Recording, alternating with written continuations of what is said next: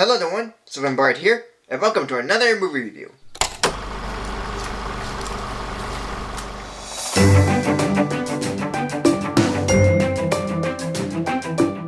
It's time to look at another motion capture film from Robert Zemeckis' studio. ImageMovers Digital, that is. But this is the last film from that studio, and for good reasons. But is it a total loss? Well, let's find out with Mars Needs Moms.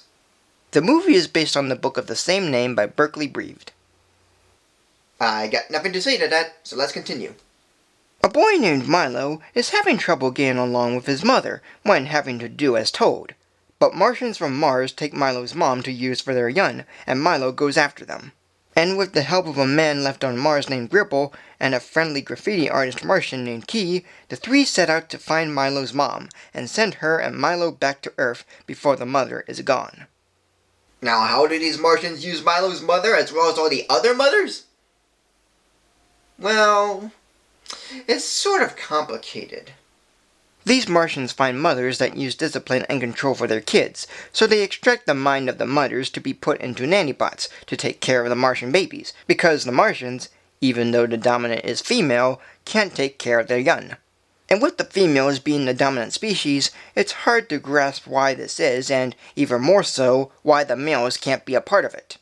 Okay, there is a bit of an explanation why, but come on, just give him a chance, will ya?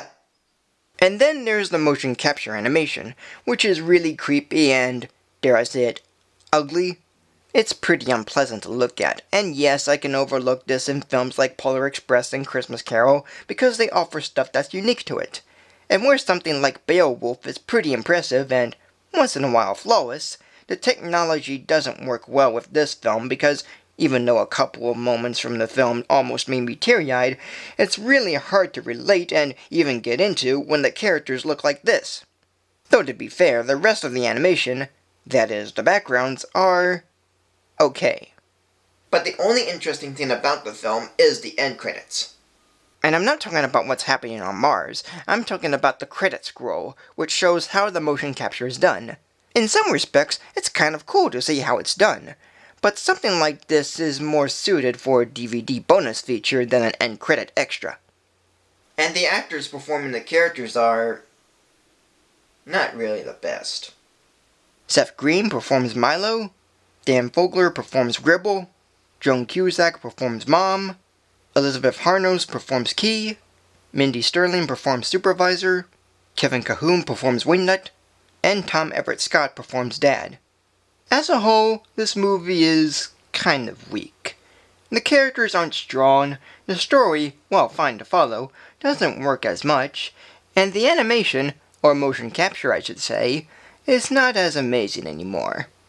Director Simon Wells did an almost fair job about bringing a story about Martians and moms and that sort of thing.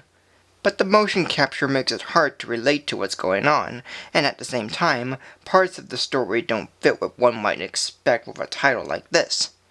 And since this is the last film of this type of animation from this studio, it looks like motion capture movies are dead and is now used for special effects. But as is, it's nothing spectacular, and frankly, not as enjoyable. So today, this movie will be given a rating of 2.5 mixed stars. So thank you for joining me. Like, comment, subscribe, follow me on Facebook or Twitter, and tune in next week for a new video.